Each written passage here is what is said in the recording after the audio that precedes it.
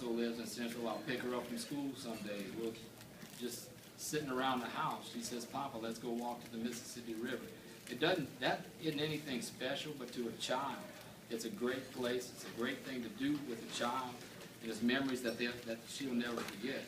I can't count how many times Grace and I have gone to the river just to sit on the park bench and you share time with your grandchildren.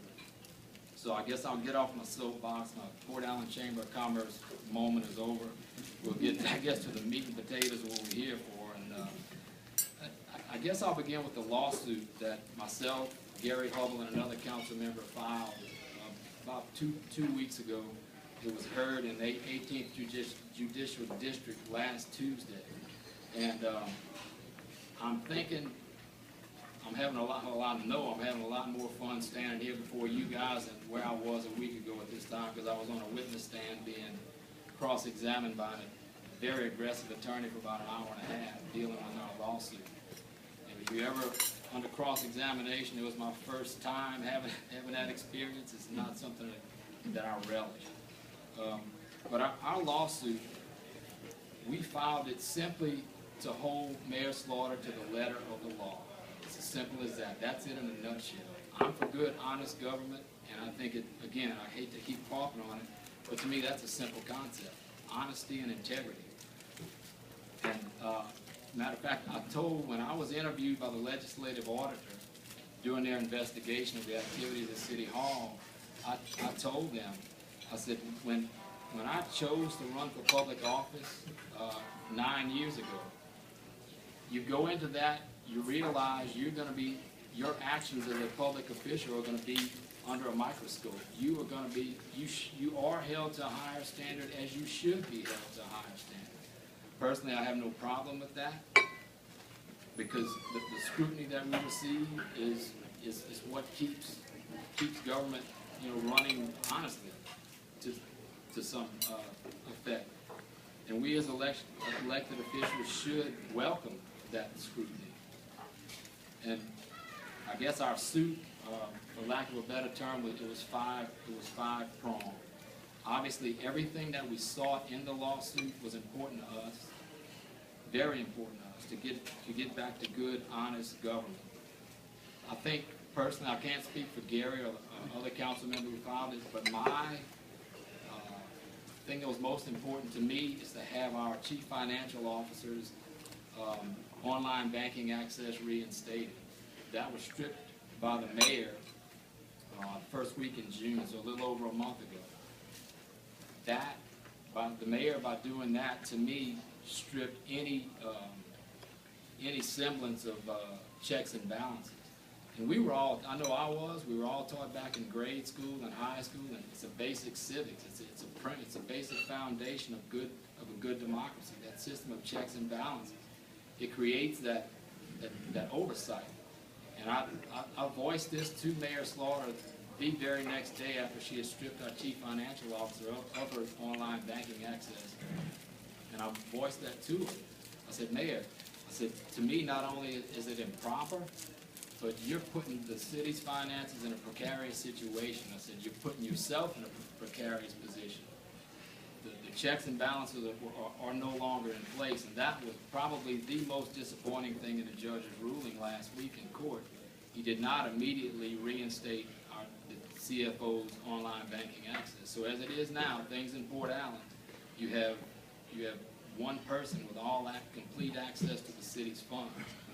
And I'll voice my opinion on the witness stand. I think that's a scary situation, and it should not be allowed. We do have, our chief financial officer does have a court hearing on July 31st, so about 3 weeks from today. That will be addressed again in court. Hopefully we'll have a better outcome with that. Now, the judge did rule that we could, as a council, pass an ordinance to reinstate the chief financial officer's online banking access.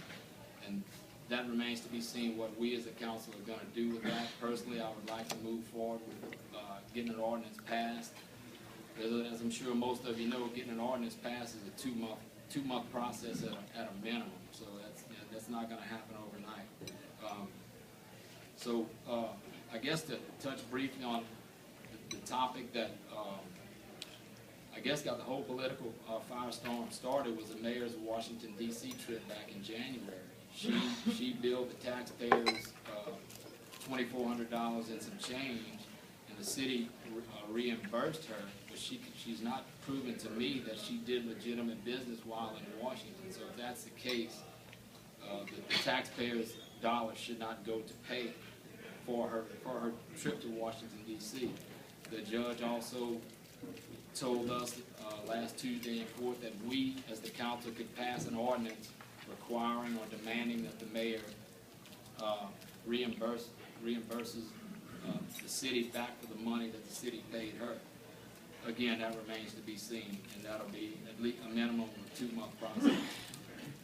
There were a couple things the judge did rule in our favor on, and one of them was her salary. I'm sure all of you know, she gave herself a $20,000 a year increase in salary.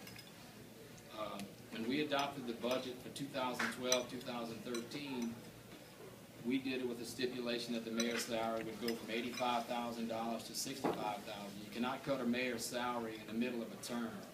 The term ended December 31, 2012. So when the new term began for whoever was the mayor, the salary was set at $65,000. Our budget was always my understanding. It's an ordinance in its entirety. Once it's adopted, everything in it is law. But that's a matter for the courts to decide too. It seems like so many decisions that we make as a council, as a board, are being challenged. We're having to go to court or have some investigation done. That's not a good way to run government. One more thing that the mayor, that the judge ruled in our favor. The mayor had gone out and hired legal counsel, outside legal counsel on the taxpayer's dime. She did this without council approval whatsoever. The law could not be more clear that to hire outside legal counsel, to pay outside legal counsel, it has to be approved by the Board of Aldermen. That was not done. So the judge ruled in our favor on that. So, guys, that's pretty much the gist of what our lawsuit was about.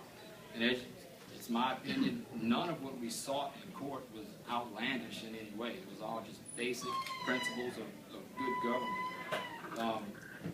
And I just think those things that we sought are just absolute necessities for good government. And as I stand here before you, I take very seriously my duties as a public servant. I've been entrusted to do the right thing by the taxpayers of Port Allen, the taxpayers of my district. And as a matter of fact, my campaign slogan is this is what I had on my push cards last year when I ran: honesty and integrity in government. And as far as I'm concerned, that's a simple concept.